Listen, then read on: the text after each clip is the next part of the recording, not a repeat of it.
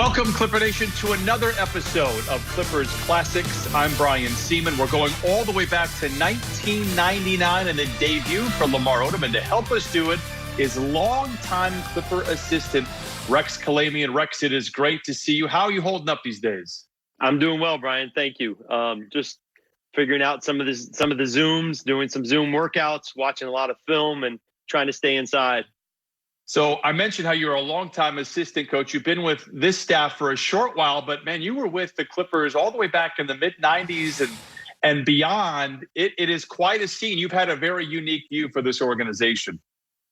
Yeah, I've been really fortunate.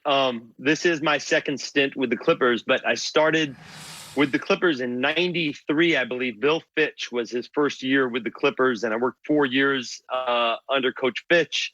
And then we had a couple different coaches come in during the time I was here. Chris Ford came in and coached Lamar during those years. And then I worked for 3 or 4 years with Alvin Gentry. So I was fortunate to be with the Clippers for about 10 years and then transitioned to other teams. And now I'm back and I'm working for the best coach in the NBA, Doc Rivers.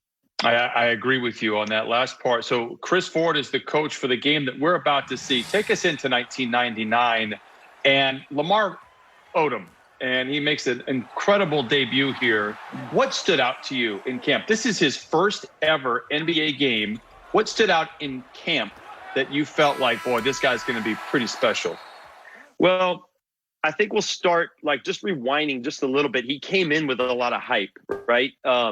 He hits a 30-foot buzzer beater in his conference tournament to send his team into the NCAAs.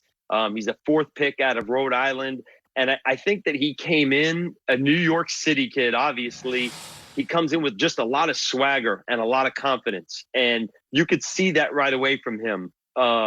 He wasn't coming in as a guy that was like, I have to kind of learn the league and do this and do that. He was coming in trying to make a mark immediately. And I think that's really what stood out to us, is that he had leadership skills from a very young age. He was only 19 years old still at the time when we drafted him. So he showed a lot of leadership, and he was able to really handle the basketball. I think his skill set, more than anything, was really, really what impressed us. His ability to pass, shoot, handle, see. He had great vision. I think that's what really stood out as a young player. You take me to my next question. How does a team react to a 19-year-old with a skill set like his? How did they embrace him? I mean, when I look at that roster, I had him as the best player on that team. Well, if you look at the roster, you'll see that he was surrounded by a bunch of other young players, a lot of players still in their rookie contract. Unfortunately, he didn't have a lot of veteran leadership on the roster, guys that he could look to for some sort of just insight to the NBA. And that may have stunted his growth in a way for a little bit. But I think that they formed a quick bond, a lot of those young players. And then we added even more youth the next year, when I think it was that may have been the year that we drafted Darius Miles and Quentin Richardson and Keon Dooling. So we even put younger players around it. But we really felt at the time like we had a roster that would be able to grow together and put a bunch of young guys together and be able to kind of establish themselves in a way where they'd be able to grow and mature and develop at the same time. Unfortunately, it probably didn't work out the way we all anticipated at the time. But I think Lamar stood out, definitely, like you said, as the best player on that team. How do you coach? What do you talk to him about leading up to this first game ever in a big city, in a big market? What do you tell him going into that game to get him ready for what he was about to face? Well, I just remember in training camp, when we came out of camp, I think the camp was, it was either in Palm Springs or we did a little bit, half and half, a little bit in Los Angeles. We came out and it was 2 weeks away from opening night when we were going to play Seattle Sonics at the time. And he was just so hyped up already, you know, and he has that type of energy about him anyway. But, you know, two and a half weeks prior to playing the game, he's already talking about game one and how he's going to play and what he's going to do. And he's going against Gary Payton and this great Sonic team at the time. So I think that his energy and his passion for the game really showed itself very early. He was just the type of guy that I think he was infectious towards everyone else. He wanted to get to that first game so badly, and it showed by how he played in that game. We mentioned earlier how you've been with the Clippers. This might have been your 5th or 6th year on a staff, which is to say you were at the old sports arena now, and I bring it up only because this is the first regular season game ever played at Staples Center. What was it like opening up a new gym in downtown Los Angeles that you still call home? Well, it was really a pleasure, right? And it was an honor to be able to be the first team that opens up the Staples Center. It had gone up as the premier arena in the NBA, really throughout the world at the time, 22 years ago now. And we were the first. And we had spent so many years in the sports arena, and we were really anxious to get into a new arena. We really felt like it was a new beginning with Lamar Odom as the number 4 pick. And the year prior, I think we had taken Michael Olowokandi with the number 1 pick. And we felt like we were growing and building and developing a little bit. But that night was really special. And the entire season was really for us. Even though we weren't great, we felt like we had entered a new era of Clipper basketball at the time, and especially going into the new arena at Staples Center. Well, Rex will join us at halftime as well as post-game. So without further ado, let's head to brand new Staples Center as the Clippers take on the Seattle Sonics. Welcome to our beautiful new home. We're going to make this a fun and exciting place for you fans to come and see the Clippers. Enjoy the game. Thank you. Assisting head coach Chris Ford. A welcome to the big crowd, an exciting night, exciting for the coach, exciting for the players. And I tell you, nobody's more excited than the young rookie, Lamar Odom. Ralph, this is the greatest night in the history of this proud franchise here. The fans of Los Angeles and around the National Basketball Association are going to see this incredibly special talent, Lamar Odom. But the laser light showed to start the NBA existence in the Staples Center is something to behold.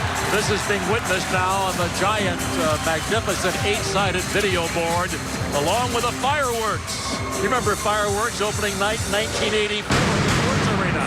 Ouch. This is a little different, though, just 2.2 miles directly north of the LA Sports Arena.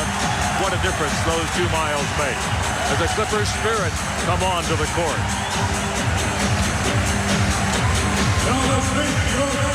And now the lineup, the roster of the Los Angeles Clippers, from public address announcer Dennis Packer. A 6'3" guard from Long Island University, where he twice led the NC2A in scoring. Number 11, Charles Jones. A 6'9" forward from Seton Hall, a first-round draft pick by the Atlanta Hawks in 1991. A veteran of 5 seasons in the NBA, number 30, Anthony Avent. He's in the record book as the all-time NC2A career block shots per game leader. A 7'3" center from Central Connecticut State, number 33, Keith Kloss Jr. So here you have the introduction of the starting lineup. The bench being introduced first of all. We'll get to the starters momentarily for you. It's a gala night. Electricity in the air. It's really exciting here at the Staples Center. Game 1 in the history of this great building. Coming up, the Clippers and the Seattle SuperSonics.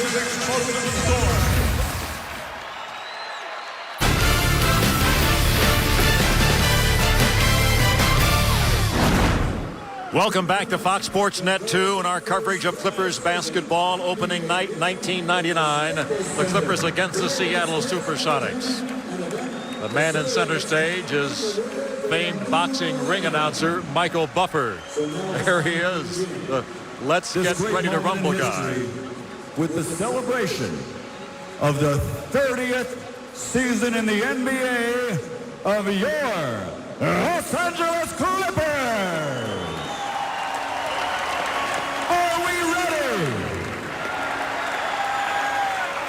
Los Angeles, are we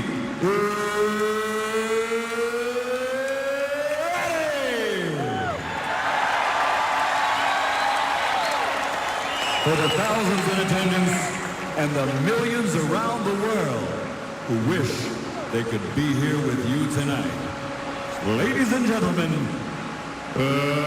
let's get ready for round ball!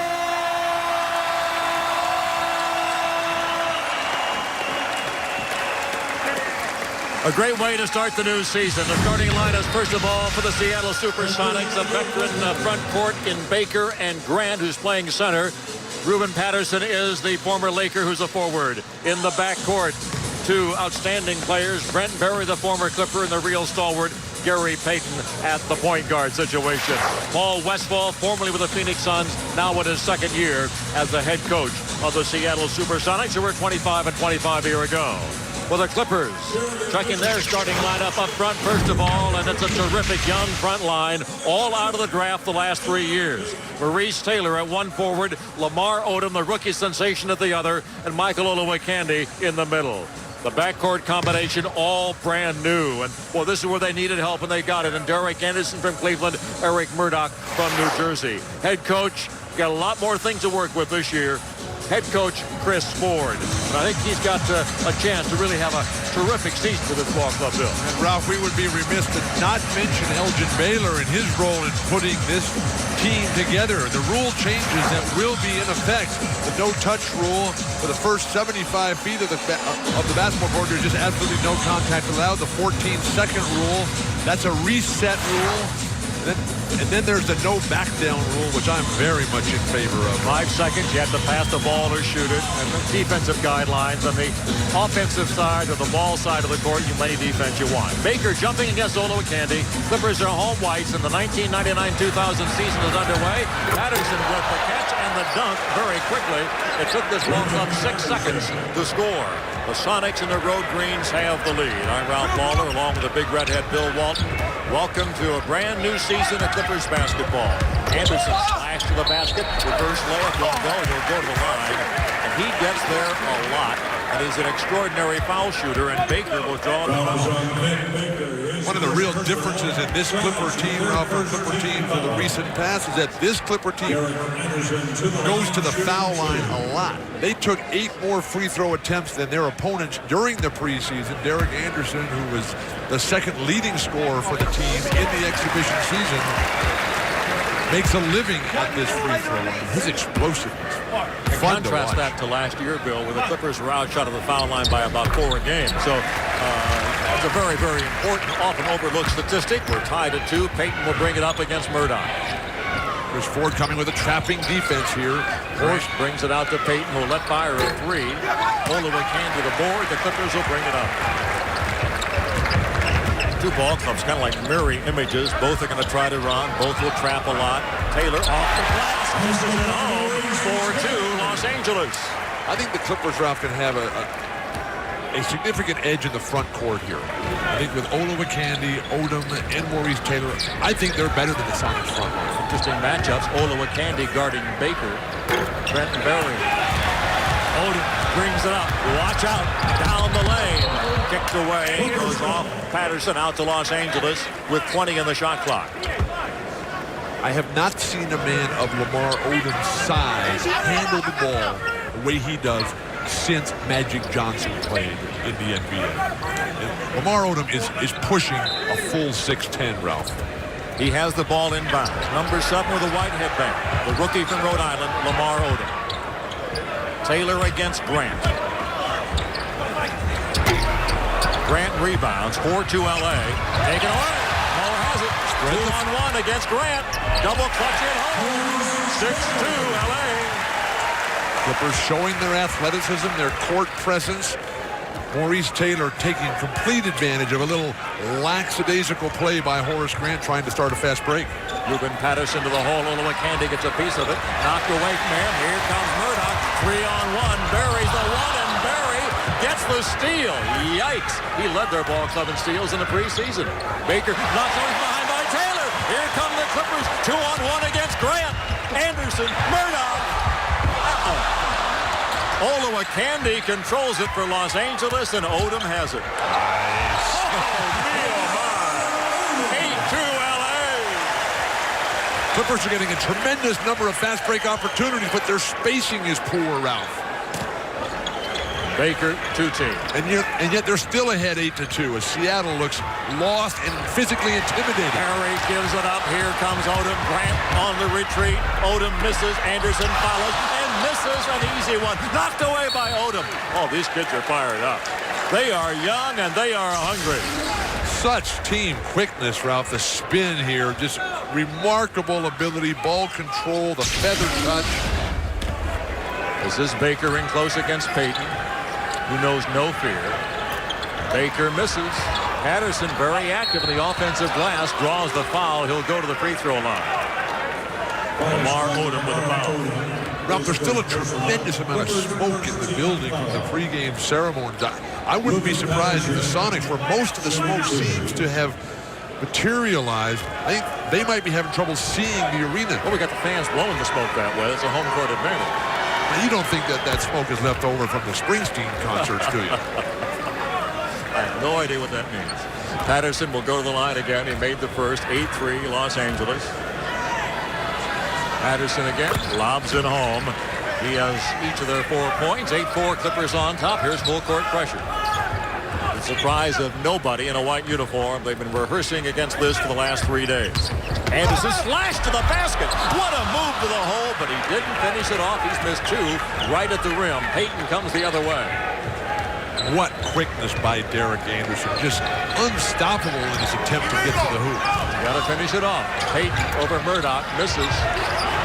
Odom takes it away from Patterson. The lead to Murdoch. The give to Anderson. Beats very easily. The Candyman has it. Penetration and dish. You can get to the hoop against Seattle. Payton and Brent Berry Of an LA Legion. Boy, Clippers really going to the basket. And they're not finishing. They're getting there, but just not getting the scores. That's 3 layups basically they've missed. Berry an acrobatic reverse layup of beauty by Brent Berry. 10-9. The Clippers by a point. Brent now playing with his 4th team in his young NBA career. Hey, it's 4 teams in 20 months. Surprising, because I thought this was a player, Brent Berry, who would have a huge impact and stay with the Clippers really for his entire career. Illegal defense warning against the SuperSonics. That's the first one. Out of bounds, it'll go to the Clippers. And now we'll see that new clock rule come into effect, the 14-second rule we talked about. Instead of resetting the clock to 24, they'll reset it to 14. Figuring you don't need the 10 seconds to bring the ball up the court. A good rule, quickens the pace of the game, and gives each team, they say, 3 or 4 more possessions. Murdoch has to hang on to it before Payton could get the steal, and timeout is taken. Wasted timeout. Clippers were not ready to inbound the ball, but the Clippers do have a 1-point lead as they take a 20-second timeout.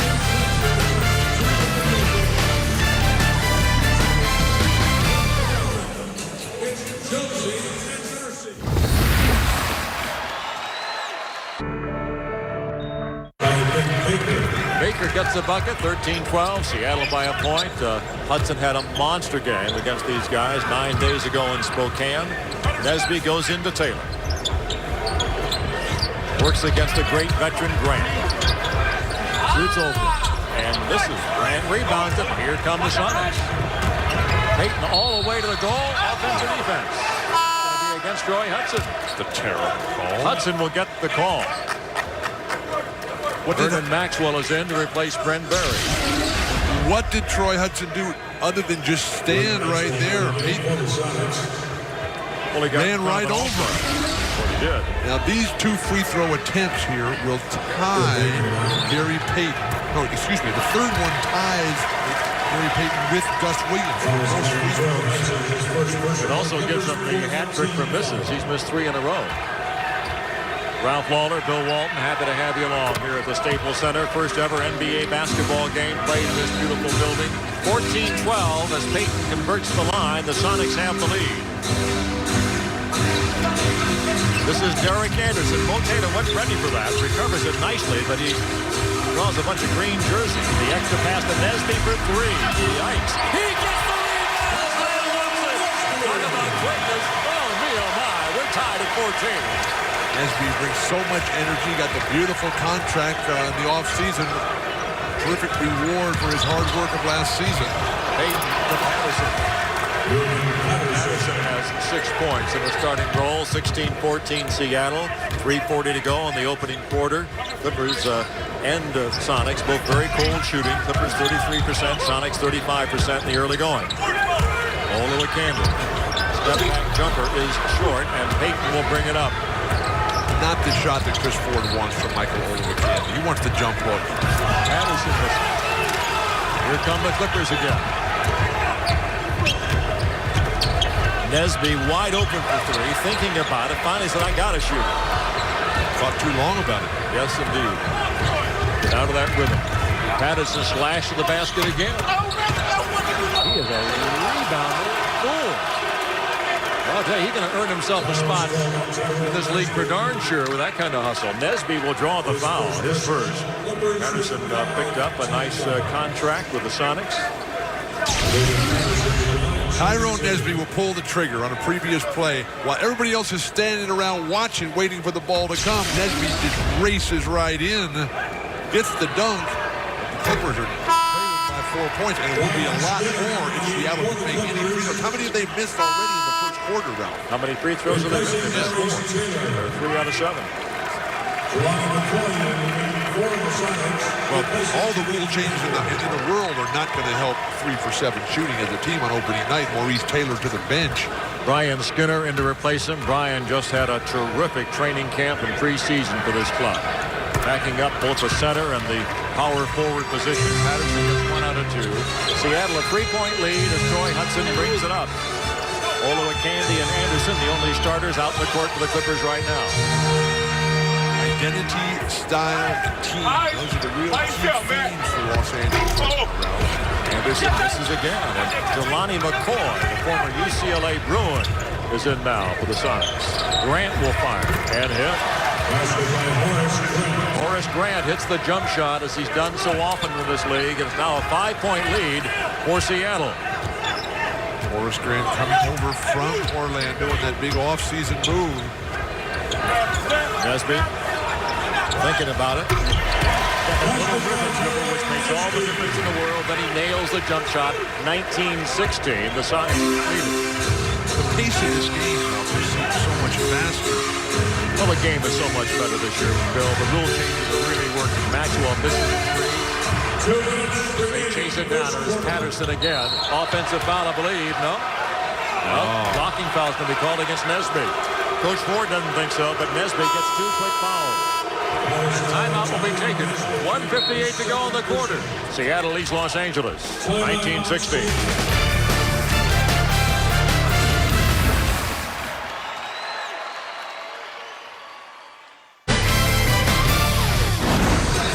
Patterson will be at the free throw line for the Sonics. He has really been active. He has 7 early points. He has 5 rebounds. But the horrendous field goal percentage. Lamar Odom has taken the headband off. Hoping he wasn't going to stay too long with that. But Seattle shooting 33% from the floor. The Clippers even worse at 32%. Patterson knocks them both down.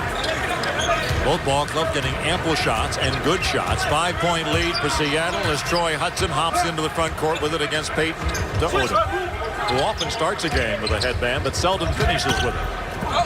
Beautiful feed into Skinner. The foul's going to be called before the shot. Ralph, Lamar Odom is one of the few players I've ever seen able to get away with jumping in the air and passing the ball. That's because of his ability to finish.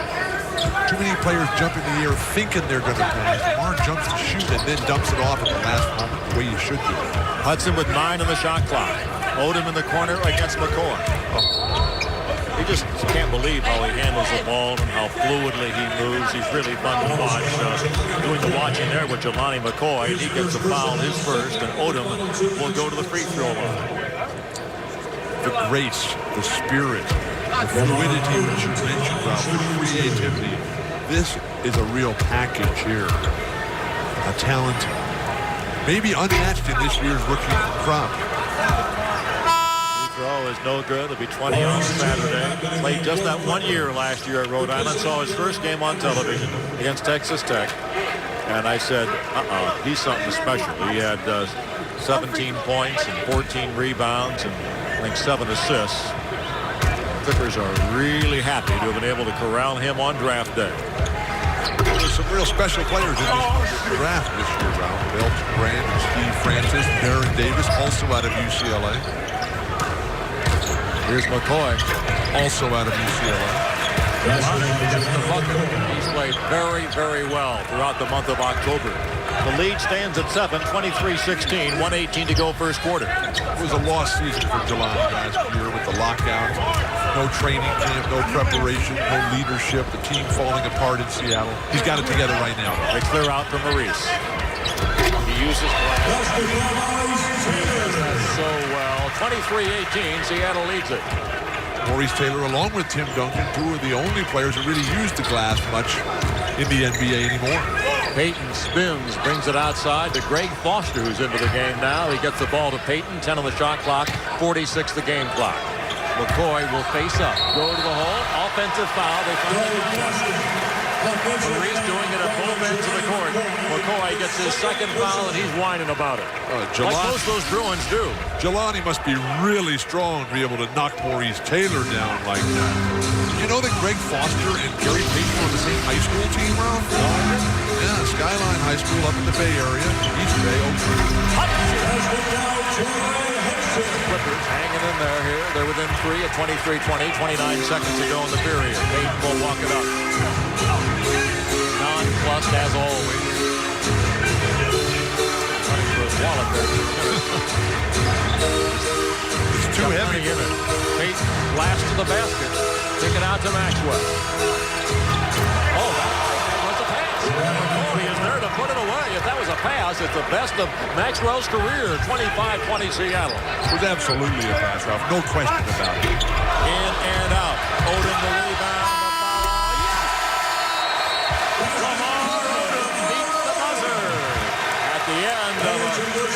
Interesting first quarter of play. Neither team could put the ball in the ocean, but plenty of action nonetheless. The Sonics lead the Clippers 25-22. First quarter numbers aren't real pretty. There were 31 missed shots, but this was a pretty one by Lamar Odom. Lamar Odom, Ralph, is terrific as the clock is running down. He knew it was ticking away. He had to just release a quick little runner. He may be the best player on the Clippers franchise since Norm Nixon at beating the clock, Ralph. Clippers will bring it up in their home whites here in the first official game of pro basketball played here at the beautiful Staples Center. Seattle leads by 3. It'll be Hudson and Nesby, Odom and Skinner and Taylor for Los Angeles. This is the rookie Odom. He wants his buddy Maurice Taylor. Maurice has it against Foster. Foster goes, wow, that's pretty good. 25-24 Seattle. When you have a guy like Odom who can put the ball where he wants it to, Ralph, then the defense has no chance to slow him down. Remember the problem the Clippers had picking the post a year ago? Not a problem anymore. It was a nightmare. Hudson commits the foul on Payton. Troy gets his second foul, doesn't believe it. He used to go home with a headache and say, how can you play basketball if you can't get the ball to your post guys inside? But with you had a headache. Think how the coach felt. Or the post guys. Think how they felt.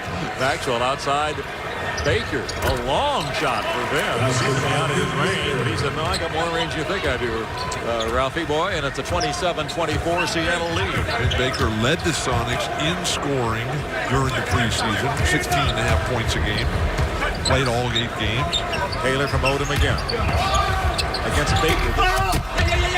Baker rebounds the miss, and Mad Max will bring it up. Westfall loves Mad Max. Skinner rebound. He does that very well.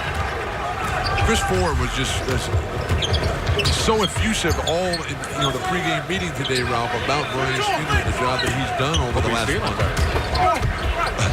Skinner puts it in. You mean he likes? He loves Brian Skinner. He's a little concerned about about the team's lack of depth up front. If only McCandy gets in foul trouble, Brian Skinner will be the guy that Chris Ford goes to. Payton blasted to the basket. 6 points for Gary Payton and a 3-point Seattle lead. Now, you knew the pace was going to quicken and the shots were going to start to fall for these two high-octane offensive ball clubs. Two teams looking for an identity, Ralph. Trying to find out just who they're going to be this year as Skinner earns a trip to the foul line. Foster with a foul. Foster also, he's a semi-Bruin. He started off at UCLA. Once a Bruin, always a Bruin. Somebody should tell the Clipper defenders that Gary Payton is right-handed and promises to be so throughout the rest of this game. I'll make a note here to mention that. Skinner will be at the line. Free throw by Bryan is short. Clipper foul shooting, 2 for 5. Clippers with a terrific number of attempts in the preseason, shot 73% as a team at the foul line. At a good rate, it's a 29-27 Seattle lead. The ball is in Payton's hands every trip up the court. He directs the traffic. Rashard Lewis, the high school kid, is in the ball game. Payton for 3. Skinner had Baker on his back. No whistle, out of bounds. It'll go to Los Angeles, and a timeout will be taken. 9:48 to go in the opening half of play. Seattle clinging to a 2-point lead.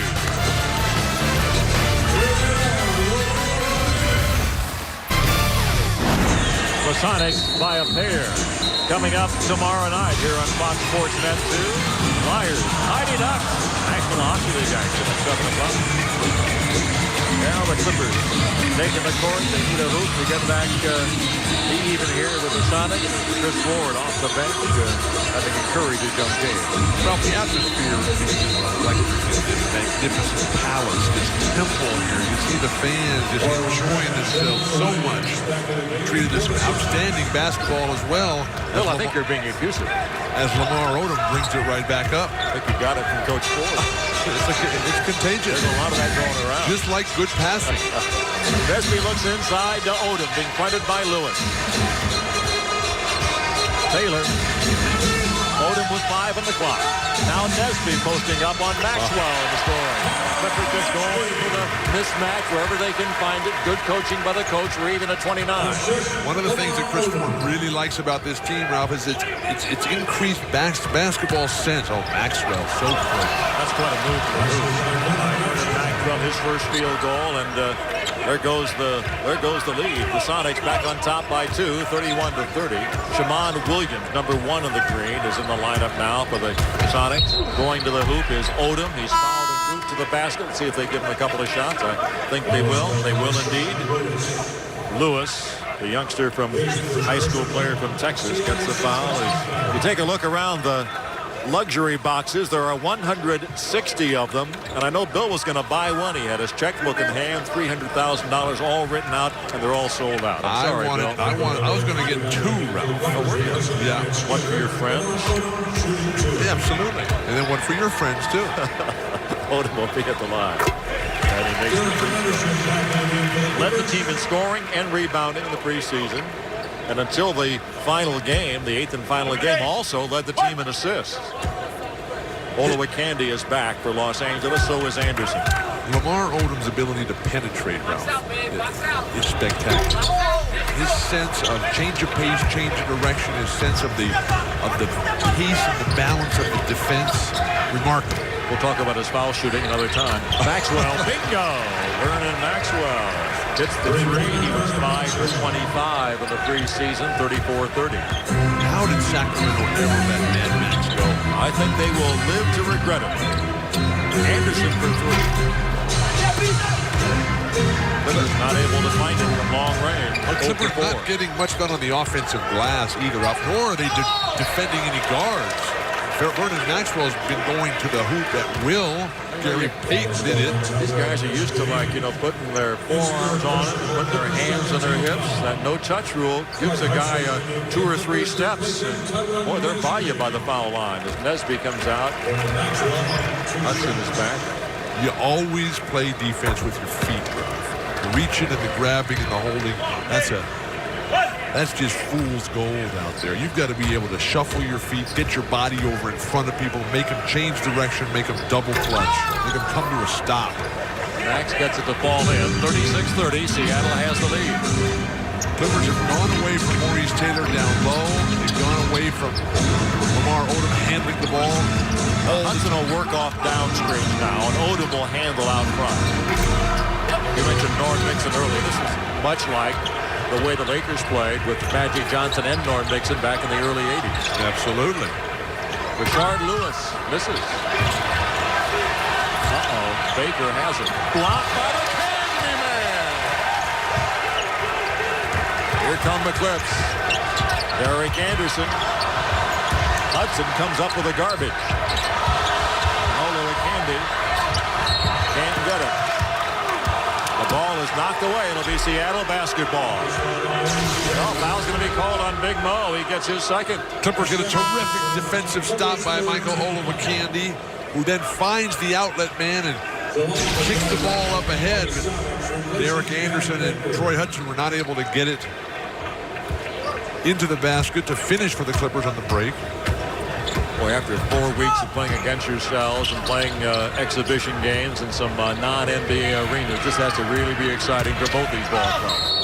Maxwell to the basket, draws the foul. Again, beating players off the dribble. The foul's going to be on Derek Anderson. Ralph, with Seattle shooting so poorly from the outside, the Clippers should just take a step back and see what they got from outside. And this is not a good sign to see Vin Baker laying down. He's not in the game right now.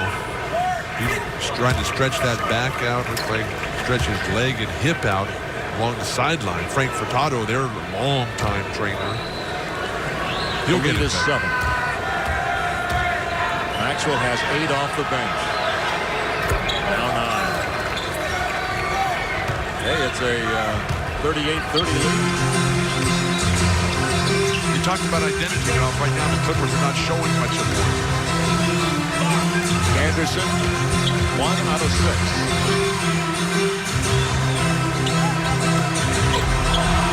One pass too many.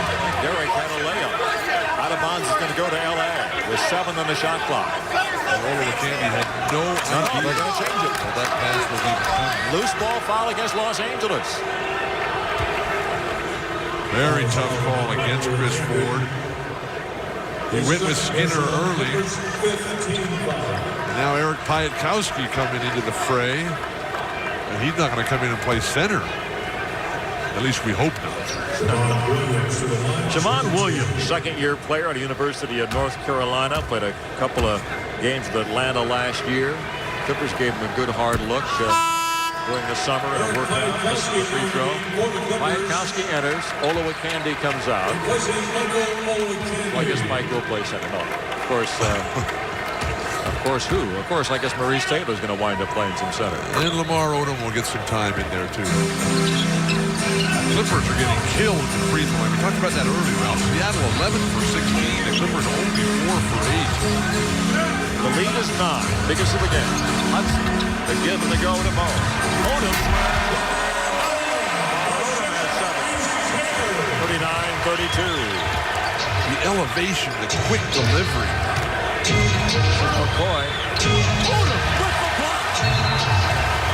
He gets a block and a rebound. And he's kept out of bounds. Steps out of bounds at the baseline. Yikes. 6:47 to go in the period. Seattle by 7.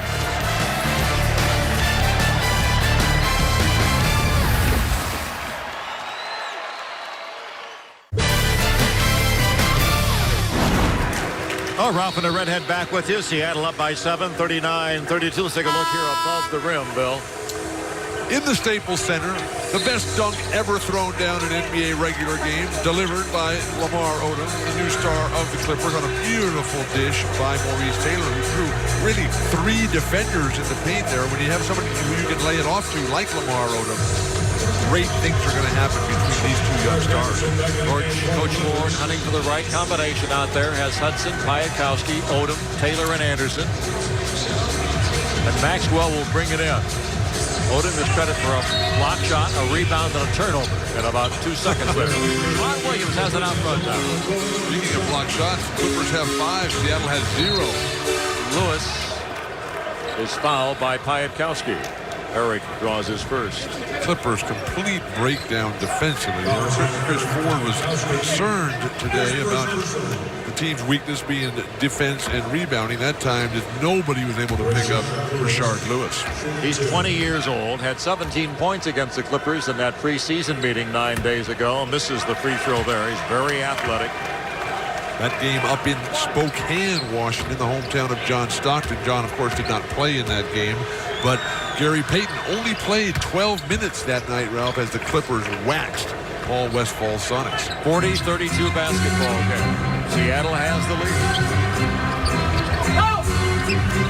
Hudson to Anderson.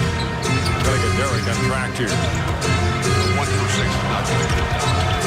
Odom again. Once again, the Clippers get to the basket but fail to finish it off as Shammond Williams comes back. Beautiful post-entry pass. Taylor may have gotten a piece of that. Piatkowski had it and lost it. Shammond Williams is wide open in the right wing, and they can't find him. It's good for the Clippers because he can make it. Maxwell. Did he shove off with the right hand? No, it's going to be a foul against the Clippers. It's going to be against Maurice Taylor, his third. That really hurts Coach Ford. Chris Ford was raving about the perimeter players before the game tonight, Ralph. Right now, those same perimeter players are not getting the job done at the defensive end as Seattle's guards are having their way getting to the basket at will. Maxwell 5 out of 5 at the line. Nesby will come in.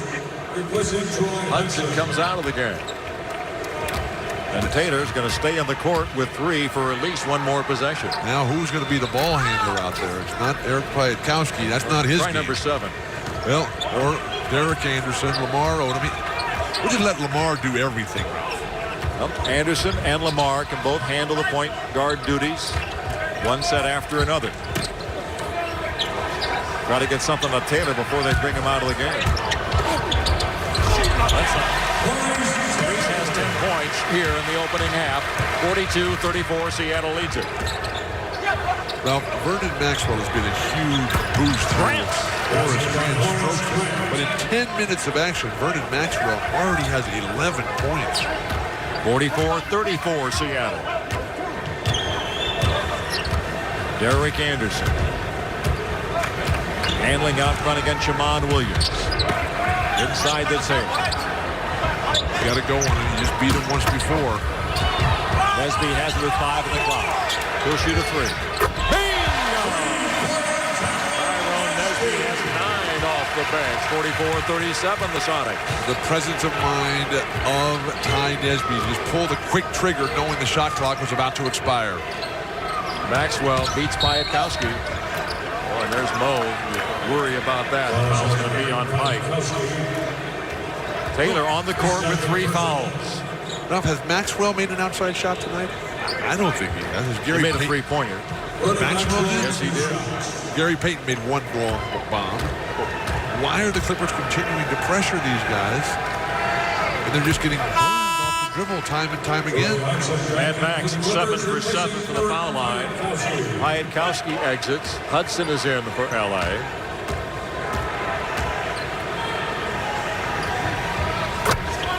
Maxwell again. 46-37 Seattle. And Hudson will walk it up against Williams. Goes back to Lamar Odom. Nice closeout by Rashard Lewis on Odom. Nesby gets fouled. Will go to the free throw line. Tyrone Nesby earns a trip to the free throw line. Foul's going to be on Horace Grant. His first of the ball game. And Nesby will go to the line. Penetration here off the pump fake here, but then the good rotation. And you see the Sonic defenders in that back line. You see them get their body in front of the Clippers. That time, Ty Nesby forced him to change direction and use his offhand. That's one thing the Clippers have not been doing on their own defensive rotations. Tyrone, a 78% foul shooter last year, really struggled at the line in the preseason, just 54%. Still carrying a little extra weight. They'd like to see him move. Gary Payton and Ruben Patterson come back to Seattle. Williams and Grant will sit down. Well, as soon as he finds out how to do it, I wish you'd tell me, because I'm trying to do the same thing. Come back. You want to make a little announcement here? 46-38 Seattle. My retirement would not come. Payton will bring the ball back up court.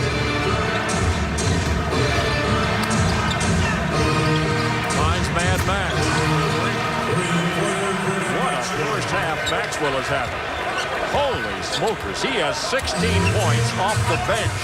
49-38, the Sonics by 11. And Maxwell starting to talk, get this verbal game in high gear. One of the league's best at it tonight. Anderson for three. Way short. What is he, 1 for 7 now, Ralph? Yes, he is. Hudson almost had the pick. Maxwell. Little heat check there. Patterson will chase it down. All the long rebounds going to Seattle. They just seem to have that long bead on the ball now. Payton goes inside. Baker. Vin Baker has 8 points in a basketball game and 8 assists. I think Vin is back. 51-38, Seattle by 13. Clippers will take timeout. Timeout LA, 3:27 to go in the first half of play. The Sonics lead by 13, 51-38.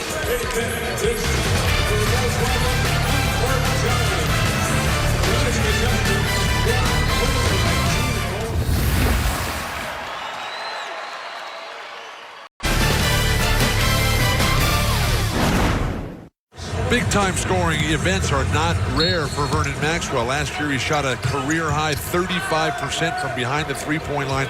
And when he was a college player at the University of Florida, he was the second leading scorer in Southeastern Conference history. Olowokandi towering over Patterson. This is the easy shot. Oh. Taylor, the rebounding again. 11-point lead for Seattle. Who was the leading scorer in Southeast Conference history? I was going to check with you on that. Pete Nervich, greatest scorer in college basketball history. Payton gets a gimme inside. One of the Clippers defensively are really having problems. 53-40, Seattle by 13 big ones. Particularly against a team, Ralph, that they should be dominating, quite frankly, in the paint area. They're bigger, they're stronger, they're tougher, they're younger, they're quicker. But they don't have the ball. Nice pass. Odom almost had the block, but Patterson gets the bucket. He has 11. A field day for the Sonics now, leading at 55-40. Chris Ford is taking a real big gamble here now with a 15-point deficit and keeping Maurice Taylor in there with the 3 fouls. Olowokandi takes too many steps. Michael struggling inside with the footwork. Great passing. The ball kicked up the floor by the Sonics. Gary Payton, a sense of where you are, doesn't even look, knows that Ruben Patterson is going to be right there for the strong finish. Payton brings it back. Foul will be called. There it is, folks. There's your worst fear realized. Foul number 4 on Maurice Taylor. Chris Ford taking a huge gamble. Coming up in the half, our halftime report with Paul Sunderland, who will bring you scores and information of all tonight's NBA action. That's coming up at the half. And for the rest of this half, Maurice Taylor will be watching from the sidelines as Anderson will replace him. One thing, Ralph, that's killed the Clippers besides their porous defense and inadequate rebounding has been this. In fact, they've turned the ball over far too many times. 5 turnovers this quarter alone as Mo Taylor goes and takes a seat. The Sonics have yet to turn the ball over in this quarter. Baker, a 45% foul shooter a year ago. Gets 1 out of 2 to fall here. The Seattle lead is 16. Last year, Vin Baker was only rescued at the foul line by the fact that Olden Powney, so the Sonics last year, became the worst free throw shooter in the history of the Patterson NBA. fouls Odom.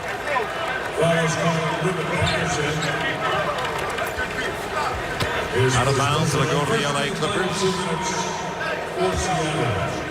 Odom thought he was going to shoot. Hudson will bring it in instead with 1:59 to go. The Clippers had to come from 9 down against these guys in the preseason. They've dug an even deeper hole here tonight. Great catch by Odom in traffic. Pretty good hands for that kid.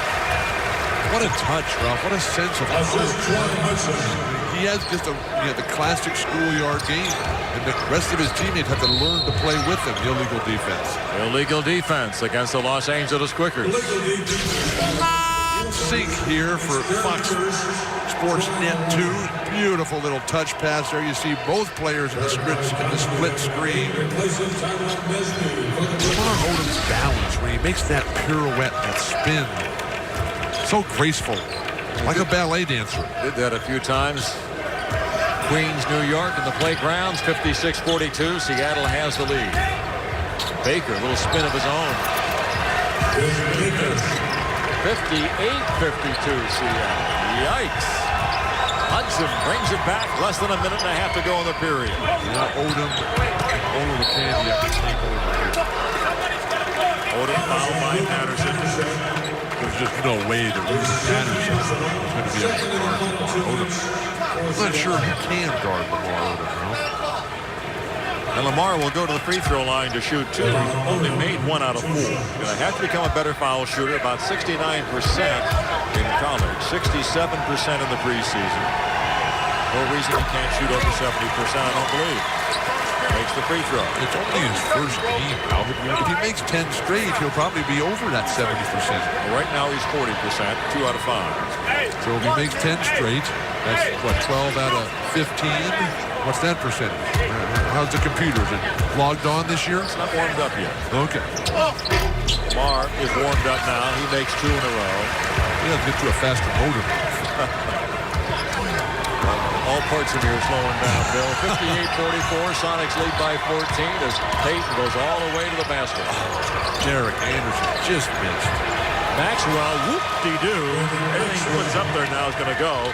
18 points for Maxwell. Where's the shot blocking presence for Michael Olowokandi? He should be gobbling up those Olowokandi, Olowokandi, excuse me. Anderson looks into Odom in heavy traffic, draws another foul. So, as has been the case throughout the preseason, every time you throw the ball to Lamar Odom, it seems something good happens. Maxwell not happy with the call. His second foul. Beautiful footwork on the post-entry pass by Troy Hudson. Lamar Odom again, the ability to turn his back against the bigger players, to turn and face, quickness, the versatility of this fine performer. Now Fred Vinson, second-year player from Georgia Tech, coming in for Ruben Patterson. They get smaller. They basically have 4 guards out there now with Baker. Any way you figure it, they have 4 guards out there with Baker with 50 seconds to go. Odom misses. Candy rebounds, but is stripped to the basketball. He was in slow motion, and Payton was not. And a taunting technical on Johnny Payton. You can't believe it. Maxwell over there in the face of referee Monty McCutcheon. Monty McCutcheon now in his 7th year as an NBA official. The finish at the hoop, and he's just going to start barking immediately, saying, where is the defense? Nobody in this building can guard me. And he's wondering why he got the taunting technical. Free throw by Anderson is good. The Zippers get a freebie, and they need it. Trailing 62-46. Zippers have a 2-for-1 opportunity here, Ralph, if they go very quick. But one thing that Westfall has wisely done for Seattle is come in with some great defensive quickness to pressure the ball. I don't know how you stop Odom from bringing it up. Go to the free throw line. For the last 3 possessions, Odom has earned a trip to the line.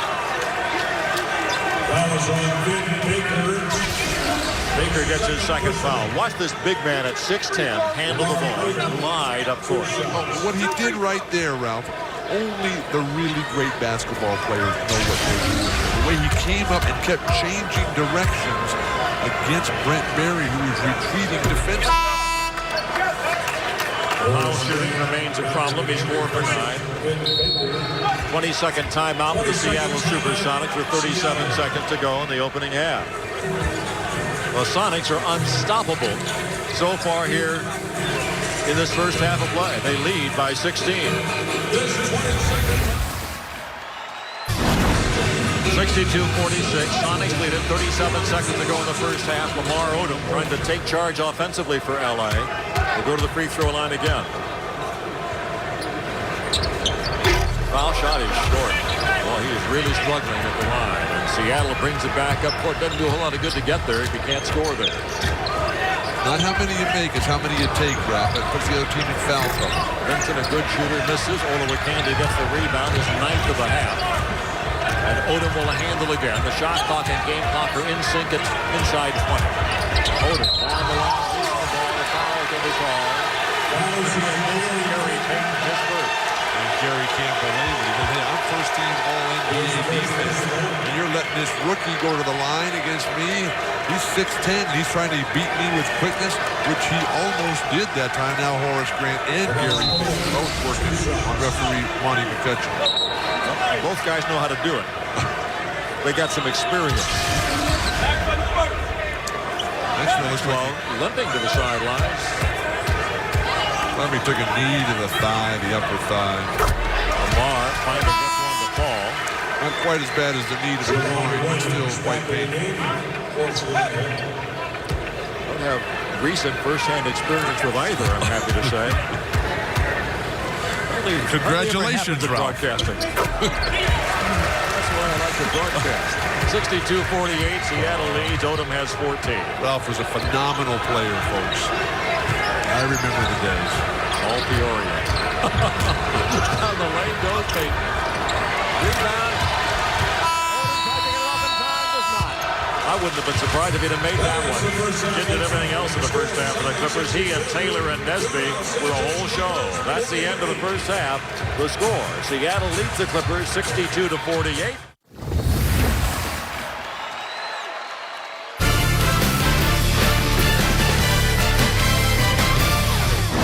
And welcome back to Clippers Classics. I'm Brian Seaman alongside longtime team assistant for the Clippers, Rex Kalamian. So we just got to see Lamar Odom, and it's funny to see him because he looks like a vet out there. He's 19 years old. He's going up against a decent team in the Seattle Sonics, but late in that first half, taking over the ball game, got to the free throw line several times, trying to keep the team in it. Obviously, not the cleanest played game in that first half, but Lamar trying to keep his head above water. Yeah, I think he's kind of feeling his way out a little bit and trying to figure out what his teammates are going to do and where he wants the ball. Basically, he is the point guard, right? We started Eric Murdoch at that point in time at the point guard, but he really handled it as much as anybody on the floor. And with his size and frame at 6'10", he's able to really see over people. And the big thing about Lamar is that when, since the first day that he became a Clipper, and he got into that gym, he was all about passing. And you rarely see that with young players. I think that you see them coming out of college so often. They want to be scorers. Young guys want to put up points. And Lamar is really one of those unstatable players. At the end of the night, he could have 14, 15 points, 8 or 9 rebounds, but he really affected the game, and he took over spurts of the game. And I think that's what really his career was about. I've talked with players and I've talked with coaches and I've talked with those around Lamar, and they have all said unanimously and unprovoked that he is the best teammate they've ever either played with or coached. At 19 years of age, tell me what you saw him as a teammate and as a leader. Well, again, like his unselfishness with the basketball is where it starts. I think his willingness to give the basketball up, to make a play for somebody else. Even at 19, he was making people around him better, other players better. And you rarely see that in a guy, who comes right out of college with so much hype as number 4 pick, make his teammates better. And then his energy, his effort, really throughout his career, that's what sustained him. And that was really the moniker that took over. He came in as a guy that was known as the package because of his skill set and all the great things he did at his size. And I think that when he left the league, he left as an elite role player and an elite person. And everybody, all his teammates loved playing with him. And like I said, his energy was infectious. So shifting gears just a little bit, the coaching staff for this particular Clippers squad was interesting. Dennis Johnson, former Celtic world champion, and Kareem Abdul-Jabbar were on the bench with this team. What was it like? Like, what if I tell you in 1985 that you're going to be on a bench with those guys, being able to pick their brain at any point in time? I mean, those are two legendary names from back in the day. It was amazing. For me anyway, growing up a Laker, Celtic, NBA fan and watching that rivalry between those guys, it was amazing now to be working with them on a day-to-day basis. And, my memory of being around Johnson and Kareem were the bus rides and the airplane rides that we would we would get in, and I love the longer the ride, the better for me, because I love the stories. They used to still, 10, 15, 20 years later, they were still about game sevens that they played against each other and NBA finals that they played in, and they were still going at each other. And it was great to be around them. Dennis Johnson was one of the finest human beings ever. He was not only a great coach, but he was a great friend and a really good mentor to me. And then Kareem had just so much wisdom, and it was great to be around the both of them during that time. And I would just pinch myself every day. I couldn't believe, I was 29, 30 years old, and I was around these two legends every day, just trying to get as much information from them as possible. Well, let's send it back to Staples Center for the second half. Rex will join us post-game. Again, this is Lamar Odom's debut at Staples Center. Iverson had 26 tonight, Ralph, in a season-opening loss against the world champion San Antonio Spurs. Olowokandi going to try him early. Odom with 5 on the clock. A 3. Bingo! Lamar Odom. Now that's the way to start a half of basketball. Come out with your team down and badly outplayed in need of a big lift. Bust a 3 early, then get the troops on your back. Payton works against Murdoch. They have pick set left and right. Terrific defense, Murdoch. Baker misses. Anderson tries to track it down, but it bounces off his shoulder out of bounds as the ever-active Ruben Patterson deflected the ball. Out of bounds it'll go to the Sonics with 24 on the clock. Brent Berry will bring the ball in. Odom has to pay greater attention to the details of keeping Ruben Patterson off the offensive glass route. We're going to try to pick it up defensively here in the second half. This rotation, Lamar. Payton so effective. The post-up player gets it deflected. The ball is loose. A whirling dervishing there is this kid Patterson. He is really something under the offensive glass. Michael Olowokandi gets his third foul. In foul trouble right now. We mentioned earlier that Maurice Taylor already has 4. Now with Olowokandi, and not a lot of front court depth for this young and developing Clipper squad. Free throw is good by Patterson. He is 6 out of 7 at the line. 13 points. Second-year player from Cincinnati. Hardly got off the bench for the Lakers last year. That one just nips the iron. Olowokandi gets a gift, his 10th rebound of the night. Murdoch will bring the ball up to Anderson. They need something from Anderson here in the second half of play. Murdoch as well, Ralph. It's not like he's been lighting things up. Terrible. Grappling will be called. Looks like Horace Grant pulled Ryan Skinner down that time. 63-51. Seattle with a lead in the ball. Baker against Olowokandi. The double comes from Anderson. Nice pass, Berry. Knocked away, and here come the Clippers with it. Odom throws it away. Berry has his second steal of the night. Odom is back. Berry will slam it. That's only one slam dunk title in his rookie year with the Clippers, and it's a 65-51 Sonic lead. Remember at the beginning of the game, Ralph, when the Clippers were having such trouble with their spacing on the break? The Sonics are having no such trouble with their spacing. And the Sonics will bring it back. Berry wants it and has it against Anderson. Payton away from Murdoch easily for 2.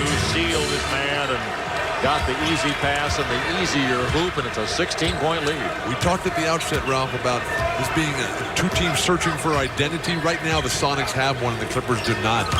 Horace Grant delivering from the high post. Brent Berry playing defense. Gary Payton delivering in all aspects. And right now, it's all Seattle. Berry to the hole, a foul on Anderson.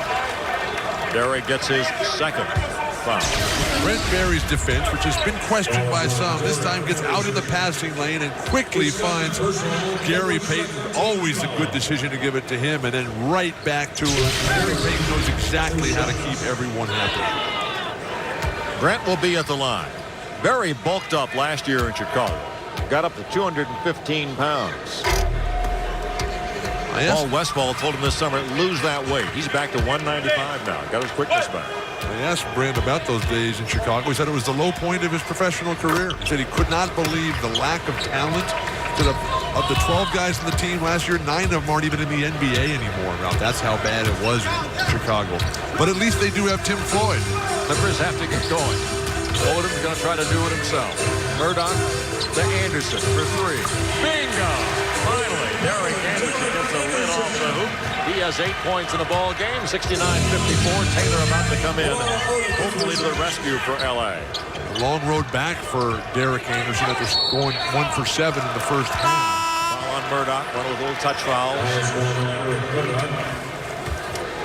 Taylor will come in. Murdoch will go out of the game. So Anderson and Odom will pressed into ball handling duties.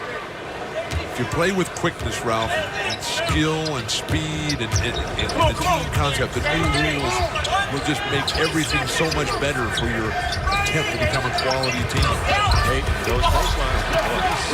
Absolutely unstoppable here tonight, at least by anybody in a white uniform. Coach Ford calls timeout. 8:47 to go in the third quarter. The SuperSonics lead the Clippers 71-54. Now, ladies and gentlemen, we direct your attention to the video board.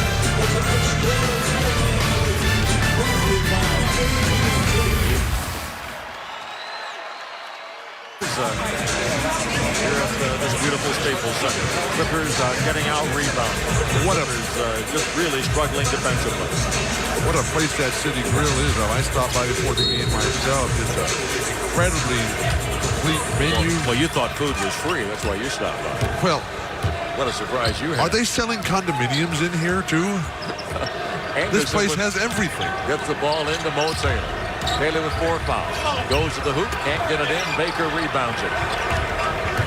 Clippers very big out there now. With Taylor, Skinner, Olowokandi, Odom, and Anderson. Patterson to the goal.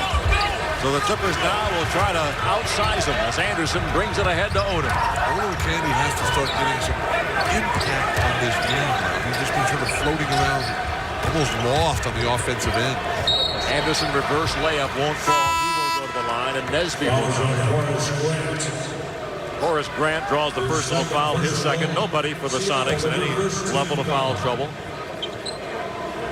Clippers about to get bigger with Nesby about to replace Anderson. So Coach Ford is just really shuffling the deck here, trying to find 5 guys that can get it going at both ends of the court. Well, he's searching, Ralph, and with Anderson and Murdoch having subpar nights offensively, he's got to find a punch, a spark that we saw so evident in the opening 6 minutes of the game when the team was just so much quicker. Olowokandi. It'll be he that comes out rather than Anderson. Right, well, we talked about Olowokandi's being lost on offense. He's only taken 3 shot attempts, Ralph, none here in the second half. And with the size and strength advantage he has over the Sonics front court, you'd think he'd just be getting lots of touches and pounding the ball away at the hoop. He has done a job with the boards with 10 rebounds. Gary Payton works up court against Anderson now, a bigger defender on him. Payton kicks it out to Berry for 3. In and out, and Skinner goes high to get it. That's the way to get a rebound. Anderson. Best rebound in the history of the Staples Center, Ralph. Mo Taylor, a marvelous move to the basket. What a play by Maurice Taylor. Here come the Clips. 71-58. Payton with the ball to Berry. You have to play defense. You have to take people out of their game. Baker over Skinner with a handy shot. Bryant's hand right flat in his face. 73-58 Seattle. Now, Gary Payton quietly has got 14 points and 9 assists. He has completely controlled the flow of this game without having to do it with his own numbers. Odom with 7 on the clock. Floats one into Skinner. Anderson controls it with 3 in the clock. Nesby lets it fly to beat the buzzer off the arc. Skinner with a rebound in the basket. Showing some life now. 73-60 Seattle. Coming with more quickness in the front court with Skinner rather than the ineffective Olowokandi. Payton with the ball. Deflected away. Here come the Clips 3-on-1. Nesby lays it. Looked over the defenders and floated to the goal. And the Clippers have cut it to 11. And Paul Westphal wants a timeout. Timeout Seattle. Clippers showing some life. 6:29 to go in the third. They're loving it here at the Staples Center.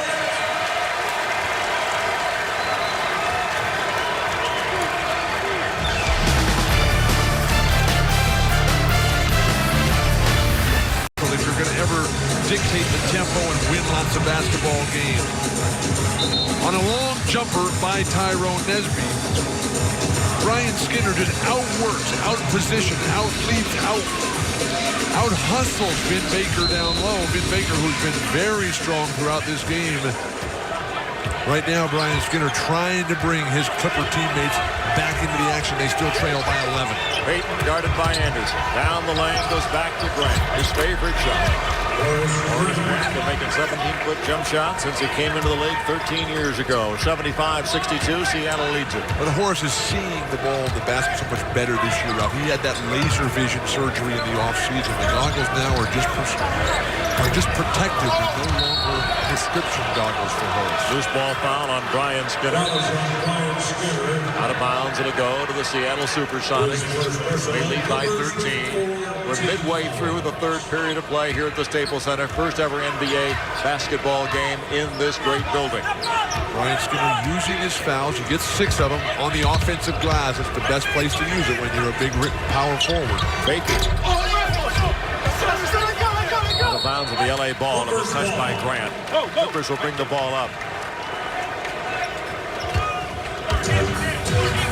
Where's Lamar Odom been this third quarter? He's right there. Odom with 17 points to lead the Clippers in the game. He had 14 at the half. Anderson has it go in and come out. Almost had the steal. Payton with the handle. Will let it fly for 3. Terrific rebound, Skinner and Mo Taylor. 2-on-1. Odom slammed up. Odom from Anderson. 75-64, the Sonics on top. The effortless elevation. Beautiful give and go. Pete and Vin Baker, dream team members. And it might be on Maurice Taylor. Number 5 on Mo. So they gambled at the end of the first half. Ralph really coming back right now to haunt Chris Ford and the Clippers. So a disappointed Big Mo sits down. Olowokandi replaces him. Payton will be at the line. All-NBA first or second team each of the last 5 years. 78-64. Seattle leads it on the three-point play by Gary Payton. 4 long years ago, Ralph, that Seattle was in the NBA Finals. Odom to the hole. You wonder where he was. That was deep. Barry for 3. Odom taps it to Nesby. Clippers bring it back within 12. The game has changed for Los Angeles since Brian Skinner came in, Ralph. He just brought so much energy and enthusiasm. A beautiful exchange, the give and go. Olowokandi finds the slashing, the electrifying Lamar Odom. No one's going to stop that delivery. Lamar will handle the ball out front, and Payton will guard him. So Lamar's going to go down to the low post. 6'10 against 6'4. No contact. 78-68. Clippers have a star, Ralph. They have a leader. They have a dynamic performer. Grant misses. Baker rebounds, and Odom pulls it down. Lamar's going to do it all. Here he comes. Rifles a pass to Nesby. Makes the catch, but can't finish it off. Grant with a big rebound. Patterson puts on the brakes, loses the ball, gets it back. Baker finds it and scores it. Fans don't like the play. 80-68 Seattle. A lot of contact in there. Referees patiently just letting it go, letting the game find a rhythm right now. Odom, 23.7 rebounds in just 24 minutes, Ralph. Foul will be called against the SuperSonics. It's on Gary Payton. But again, they have nobody with more than 2 fouls in the ball game. So 80-68 Seattle leads it. 6 in the shot clock. Odom's going to fire a 30-foot. What else can the kid do? 80-71 Seattle by 9. Competitive greatness, Rob, is what the top players in the history of this game have all been about. Bringing it when the team needs it. Right. Shoot it again. Why not? Heat check. Skinner loses it, gets it back. loses it again. Ben Baker with those hands. Odom retreats. And Peyton scores. 82-71. The unflappable Seattle SuperSonics with the lead. Derek Anderson running the show. First time in 10 years last year the Sonics did not make the NBA playoffs. They had to win their last 3 games to finish 500. Odom misses one very high to get the rebound. Odom sucking a little wind right now, Ralph. Oh, great pick on from Horace Grant. Nice ball jump shot. Out of bounds, it'll go to the SuperSonics. Odom's three-pointer up. You got to give this guy 4 points. He is so far out behind that line. He just says, why not? The clock's running out. Face. What range. 7 on the shot clock for the SuperSonics. 3-second violation. Seattle gives it up. Clippers get it back. Down by 11. 2:12 to go in the third. Paul Westphal looks on from the sidelines. Odom with 26 points and 8 rebounds through three quarters of play. Anderson walks it across the timeline.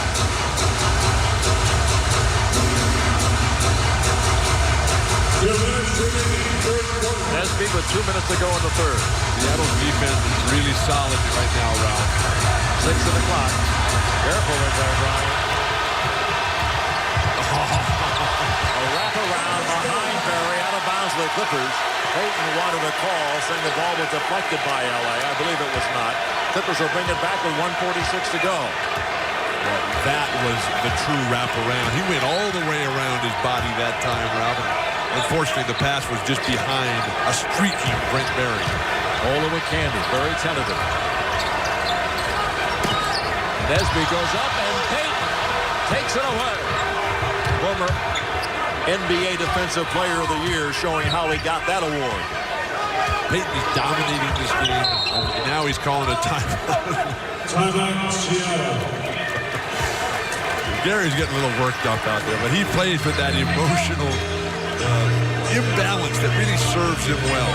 He's got it a lot better under control right now, but all the control seems to be in favor of the Sonics, who still lead by 11.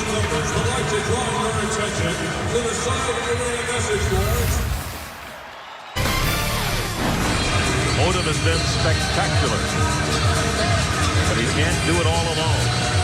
12 in the quarter for Lamar Odom. And this is a classic example of success in the NBA being a factor, not so much how good you are, but how good your teammates are. And as well, Lamar Odom has put up terrific numbers tonight. There's been a significant number of non-producing Clippers that have hurt the Clippers' chances. 9 on the shot clock. Brent Barry for 3. Bingo. Brent Barry hurts his own man. Scoring out of timeouts. Critical element to developing a style, to finding control of a game. 85-71, Seattle leads in the final minute. Clippers are trying to isolate supposedly weak individual defenders like a Brent Barry. Anderson for 3, bingo! His second 3 of the basketball game. It's an 11-point lead with 41 seconds to go. Seattle has it, winding down the third period. They pass up the chance to go 2 for 1, Seattle. Clippers need a stop and a rebound. 5 in the shot clock. Lewis misses. Rebound, of course. Odom, his 9th of the ball game. And he'll bring it up for a final possession. He does everything. Oh, that's absolutely the truth. He rebounds, he blocks shots, he dunks, he dribbles the ball up the court, he passes, he forces the other team to double team him. Nesby on the move, can't get it to fall, he'll go to the line. Brent Barry will draw the foul. And Barry and Westphal both up off the bench, yelling at referee Monty McCutcheon.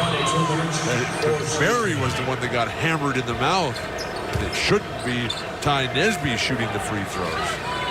Brent was a little unhappy when he heard about the trade from Chicago to Seattle. He just bought a new home in Chicago. His wife started a new job, but so now it's a great opportunity for him. Nesby missing the free throw with 5 seconds remaining in the period. And Chicago is so far from the respectability in the NBA, Ralph. Whereas Seattle, they've got a real chance to get back into the playoff picture, particularly if they play throughout the season the way they're playing right now, as Odo McCandy limps off. Nesby scored 30 points against Seattle in the season finale a year ago. 2-point Clipper loss. They have a free throw lane violation here as Skinner and Jelani McCoy get into a little tay-to-tay underneath the basket there. Well, Nesby missed it, so he'll get a bonus here. How does that go in the statistical record book, Ralph? Doesn't go. This one will. 13 for Ty Nesby. Clippers need to stop him now. They trail by 10. Full court pressure. Under 5 seconds. Barry with 2. Gets it to Lewis for 3. Bingo. That's a real killer. That's a banger. The kid, Rashard Lewis, nails a three-pointer at the buzzer. So instead of down by 10, the Clippers go to their bench with 12 minutes to go, trailing by 13, 88-75. Clippers fans, it's time for the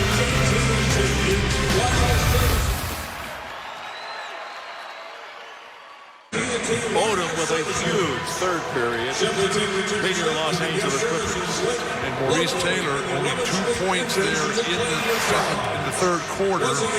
Beautiful patience by Seattle here, finding second-year player Rashard Lewis. Rashard Lewis is the guy who didn't go to college, out of Texas, second-round draft choice. Only his second career three-point field goal, a timely one at that, Ralph.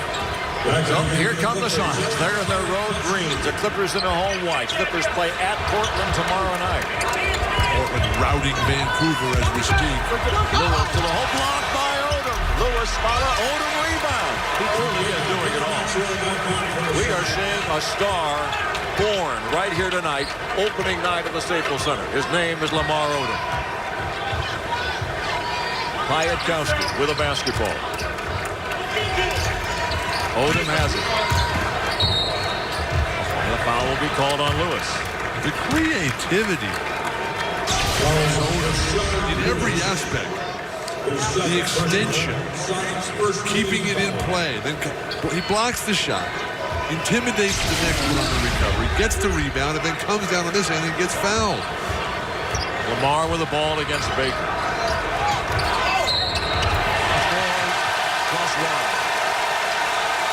Folks have been telling us on radio throughout the preseason about the brilliance of this young man.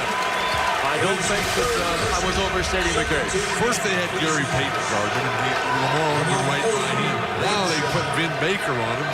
He just toys with him, and he goes either way. The most important thing is that the rest of the Clippers have to realize how good and special Lamar Odom is and elevate their game and don't leave Lamar hanging. And he cuts it to 10. 88-78. Still plenty of time. 11-15 to go in the basketball game. Maxwell back. Payton for 3. Beautiful. Nesby the rebound. Brings it back to the Clippers and cut it to 8. You run the risk of milking Odom too much, Ralph. And every time you go away from him, every time somebody else tries to do something, it's just a futile effort. Great job. Well, I mean, Lamar Odom is a little gimpy out there right now, I think. Baker makes a basket. He's played all but 3 minutes of the basketball game. He comes over to the sidelines, and I guess he's okay. A full timeout for the Clippers. 10:47 to go in the game. Sonics by a dozen, 90-78.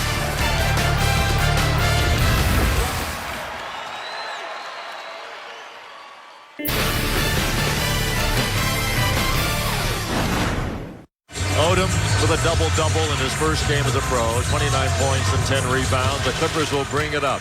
Hudson, Nesby, Odom, Skinner, Piatkowski. When do you bring Taylor back with 5 fouls? Leaning Piatkowski. You bring Taylor back with 5 minutes to go. That's the gamble that you take. You lose him for the whole second half virtually. Lewis, who made the big 3 at the end of the third. Maxwell travels. So the Clippers get it back, trailing by a dozen. The Clipper guards have been badly outscored tonight. Granted that the focus of the offensive attack for Los Angeles is in the front court with Lamar Odom. But Seattle's got a 51-15 edge in backcourt scoring. Of course, Mad Max has just been lighting them up. Peyton has had his way. It's a little confusing because Odom spent much of the night in the backcourt for the Clippers. Down the lane he goes. Or any place he wants to be, he's spent. Played at least 3 different positions: the point guard, the shooting guard, small forward. Olowokandi comes in, Skinner comes out. And he's been the best center by far on the game tonight. Hudson will bring it in for the Clippers. 14 on the shot clock.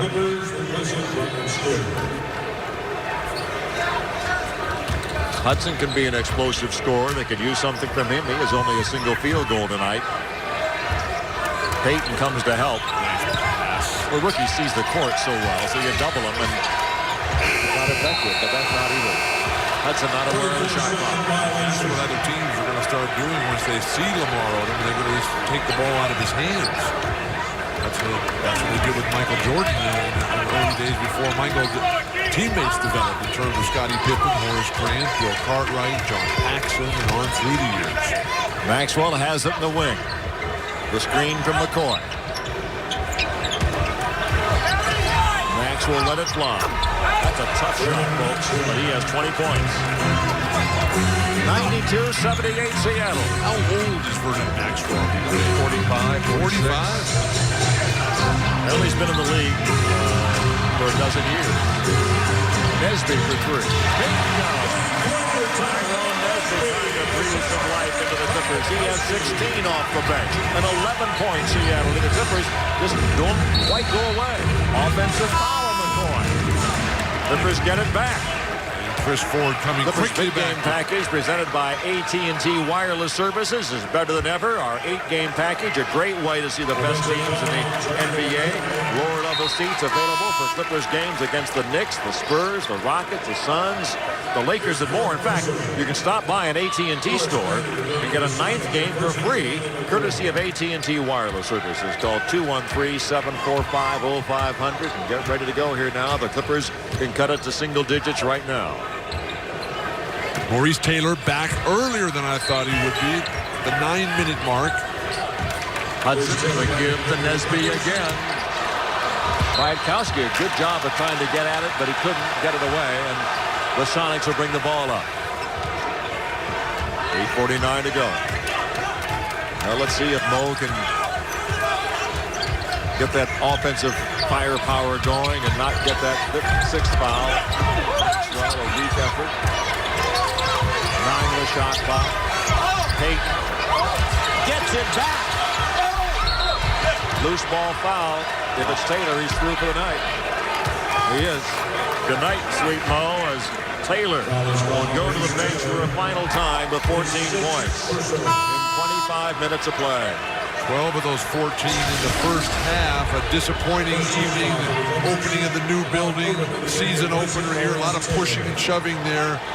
Maurice Taylor just throws the Sonic opponent out of the way. And disconsolate Maurice on the sidelines as Baker fires it. Grant rebound. Maxwell for 3. Nesby aggressively goes and gets it. Odom had that brief rest. Comes back. Hudson. Odom. Baker rebounds it amid 3 white jerseys. Somebody has to be able to score for Los Angeles with the other than Lamar Odom. Nesby is bricking. Olowokandi not even taking shots. Grant has it to win and come out. Hudson shoved off to get it. Brings it up to the LA Clippers. What a test for Lamar. Has to play back-to-back now tomorrow night in Portland. A long flight tonight. Olowokandi, the basket, and the free throw. Michael gets his second field goal. That's the kind of aggressiveness that Chris Ford is looking for. Consistent bases out of Michael Olowokandi. A long jumper. The string pull. Now Paul Westphal was calling for a push in the low back there, but Vin Baker just mistimed that jump, and Olowokandi was able to have his way at the basket. But he misses the free throw. The Clipper foul shooting continues. Very poor. 15 for 25. My computer like mine now reactivated. So that's 60%. How do I do it? 83, the Sonics by 9. A foul against Los Angeles. It's on Michael Olowokandi. This non-shooting foul. Well, the Clippers, if they could find an offensive scheme that would work for them, they could get right back in this game because Seattle is really going ice cold. Of their last 11 field goal attempts, they've only made 2. Technical foul on Olowokandi. Maxwell will shoot. Why not? He's 8 for 8 tonight. This is 8th team in 12 years. And he's got 2 world championship rings, Ralph, with the Houston Rockets. The lead is 10 again. 93-83. Pate posted up on Hudson. Again. Inside, outside. All around the top. Nails his 3rd 3 of the game. 24 for Mad Max. 96-83 the Sonics. And you wonder how Sacramento could let him walk. They replaced him with Derek Martin. What they did. Clippers have the ball inbounds. 12 seconds in a shot clock. Hudson will bring it in.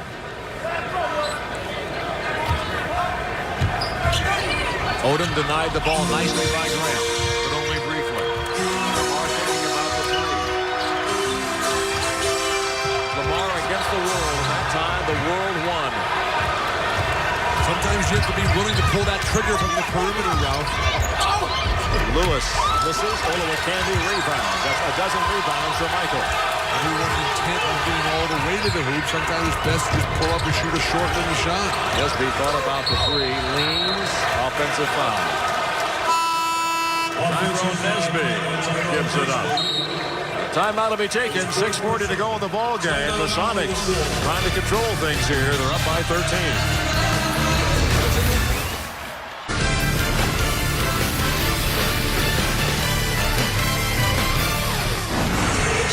Clippers simply cannot stop the Seattle SuperSonics to lead 96-83 with 6:40 to go. The Sonics can't handle Lamar Odom either.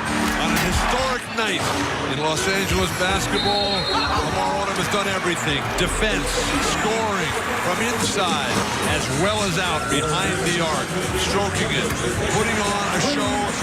Easily has been the best individual in the game tonight, but it is a team game. And with the guards producing so little for Los Angeles, Burdock with a donut, Hayakowski with a donut, Hudson with 2.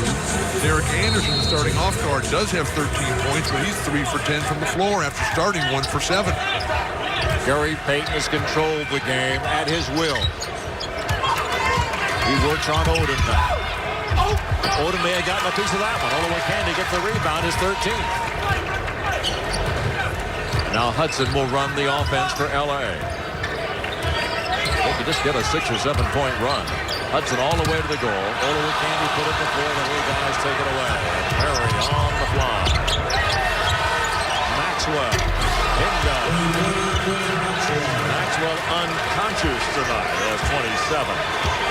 Career high is 28. Well, the basket is looking as big as some of those swamps down in Jacksonville, Florida, where he went to college now. Gainesville, actually. 99-83. Nesby double clutching and missing. Baker taps the rebound, and the Sonics got this one locked up. Maxwell, a career high. 29 points. Clippers have to play with some pride here and try to stay within the team concept that Chris Ford is preaching, and also not just wear out Lamar Odom, who's got to play another tough physical game up at Portland tomorrow night. Inside Derek Anderson from Hudson. A very easy hoop for the Clippers. Wonder if you start thinking about resting Lamar with tomorrow night in mind. 101-85, the Sonics, Palmer's Law, first to 100 wins. Paul Westfall's hit with 2 keys for the Sonics chances tonight. Grant. Those 2 keys were deny easy baskets for the Clippers, which they've done by and large, and to eliminate their own turnovers. Now, how many turnovers for Seattle tonight, Ralph? 10. That's very acceptable. Very good. And Peyton, Maxwell, and Brent Berry have controlled the perimeter. Odom kicks it out to Hudson, who gets it rejected by Baker. Here's some space. Derek Anderson just forced to foul in the intentional manner there to stop the fast break.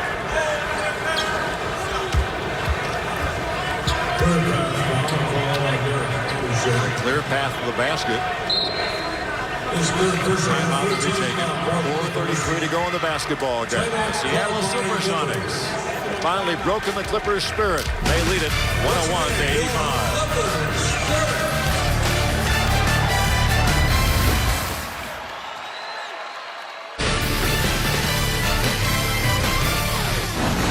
The Sonics have put on a real nice display of basketball over the last couple of minutes. They've outscored the Clippers 9-2 in the last 3 minutes, 10 seconds. They've mostly done it by terrific guard play on the perimeter defense. Stripping the ball, turning it into easy fast break opportunities. When the guards didn't get it done, it was the inside play of Vin Baker and Horace Green dominating the boards, giving Seattle a solid 48-39 rebound edge throughout the night. 20 points, 13 assists for Payton. They're calling this foul on Gary Payton. He's already got one technical. I think he's just going to last this one. And Odom will come down here and go to the free throw line. Now, the coach can laugh about it too, because this team is up comfortably by 17 points. Lamar Odom hunting for 30 points. No laughter in Seattle last year, Ralph, as the team had to totally revamp their roster. Really only 4 guys left from the squad last year. Vin Baker, Gary Payton, seldom used Rashard Lewis, and little used rookie Jelani McCoy. So remember how fast they started last year? They started off 6-0. They thought, wow, we're good. And then they had to win their last 3 to finish at 500 as they really nosedive. I remember they had Olden Polonies at center last year. And now Utah has it. 102-86 the Sonics. Odom with 13 points in his maiden voyage in the NBA. 30 points, 12 rebounds. Almost had the point. Payton gets another basket. 104-86, 4:10 to go in the game.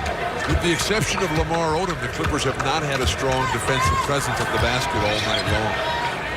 Layups have just been uncontested for Seattle. Second chance opportunities for the Sonics at will. Nice pass. Candy gets it knocked away. Kowski recovers. Candy gets another one. And finally gets it. 104-88, Seattle leads it.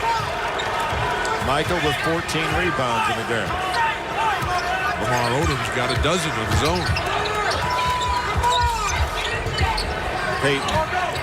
Baker. Candy has it. 15 rebounds. Nice. Another glimpse of the future. Andrews with a spectacular pass from Odom. That was a right-handed, behind-the-back pass. By a left-hander. Odom left-handed. This is a special player, though. Got a chance to be one of the game's really great ones. They're still battling for the loose ball out there. Clippers in transition, much better spacing than they had at the start of the game. They had a tremendous number of opportunities that they couldn't finish. No question as to what Derek Anderson's going to do. You see the wide running of the lanes by Lamar Odom creates that opportunity. That's a great kick-ahead pass by Derek Anderson.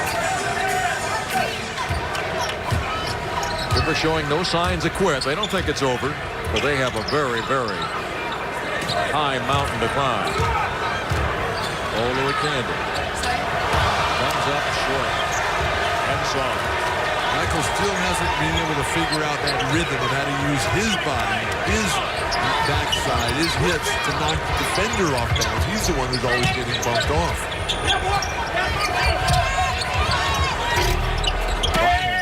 Maxwell misses something. Well, they get the ball back and bring up some more time in the clock. What was Maxwell's shooting percentage tonight? What is it?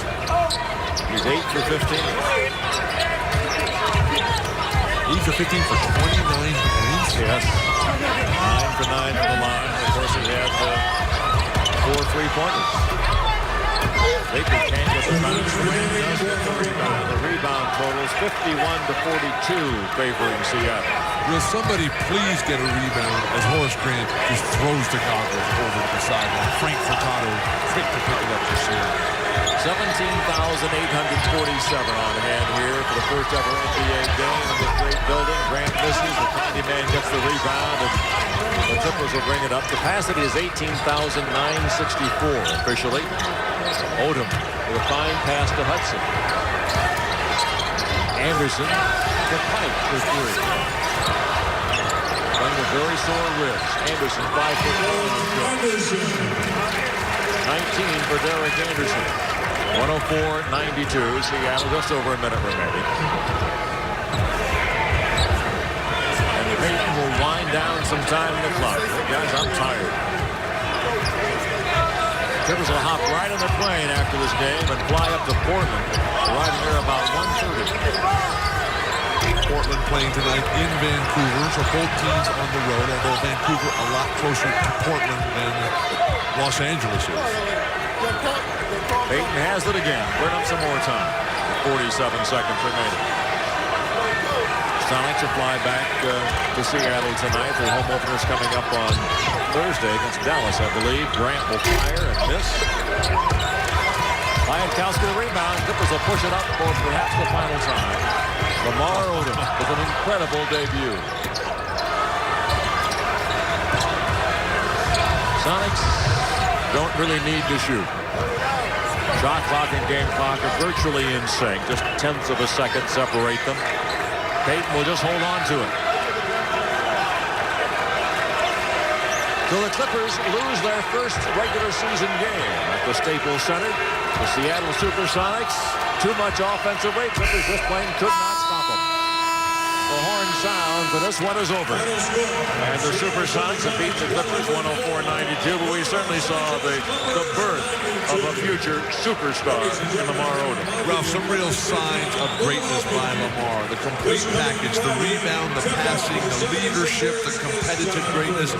Every once in a while has to come together. The Clippers had spurts, no sustained performance, though. They've got to get more out of the big guy, Oklahoma County, and Maurice Taylor's got to stay in the game.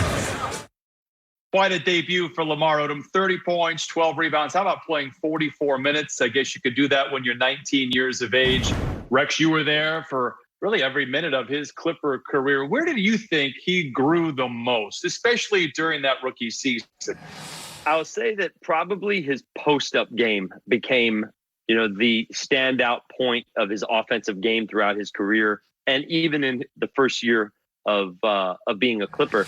The one problem that we had with his post-up was we also had Michael Olowokandi, Mo Taylor, and Brian Skinner, who all worked out of that same area that Lamar was probably best at.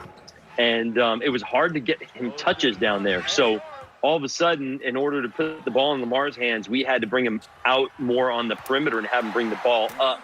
And it made him more of a passer. I think that if, in hindsight, had he gone down to the post earlier, we could have seen more of him, more post up, something closer to the basket, because his shot was okay. It never really got out of that flat shot that he used to release, that left-handed flat shot. He didn't shoot a lot of threes, just highly effective in the post and as a passer out of the post. And it took a couple of years for us to consistently get him down there. There was a point in the third quarter when he was able to get down into the post and post up on Gary Payton. And at the time, Gary Payton was, a 9-time all-defensive player and the premier defensive guy in the NBA, guard. And Lamar just got down there, and in one dribble, quick bounce, he shot that little left-handed jump hook. And I think that there was a point there where, as coaches, I think as a staff, as an organization, we all got excited. At 19, he's doing this, and he's really not at the peak level of where he needs to be strength-wise yet. And as we saw, as he got stronger in his career, he got much better, much more dependable. He came in as a point guard or a small forward, and he left the NBA as a power forward. Played his first game as a Clipper, played his last game 14 years later also as a Clipper. And he, I think, kind of started a super fun era of Clippers basketball. And I know you had a front row seat to all of it. You had alluded to it earlier. Darius, Q, Quentin Richardson, Corey Maggette. It wasn't successful as I know you guys would have liked, but this was such a fun era. What was it like coaching those guys, that young talent? It was so much. It was Lob City before there was Lob City, right? We were throwing lobs to Corey Maggette and Quentin Richardson, and Darius Miles was catching everything above the rim. We had two guys going for lobs at the same time. There's highlights of just amazing plays that these young guys made. The most fun for me, believe it or not, was not during the season with those guys. It was in the summertime because we spent so much time together developing and getting better. I think the development in the NBA really started about that time. Obviously started with Tim Gergovich in Seattle, bringing his guys in the summertime. But for us as Clippers, we really started developing those guys. We had so many young players, all from the same draft class. One year we had 4 guys from the same draft class after we traded for Elton Brand, and we also traded for Andre Miller. So we had a lot of guys that were competing for playing time, competing to be the best on the team, competing for future money. It made practices, it made summertime extremely competitive and a lot of fun. We appreciate your time, Rex. I really do hope to see you very, very soon. Thank you so much for joining us. Thank you for having me on. It's been a pleasure. That does it for this episode of Clippers Classics. Until next time, I'm Brian Seaman.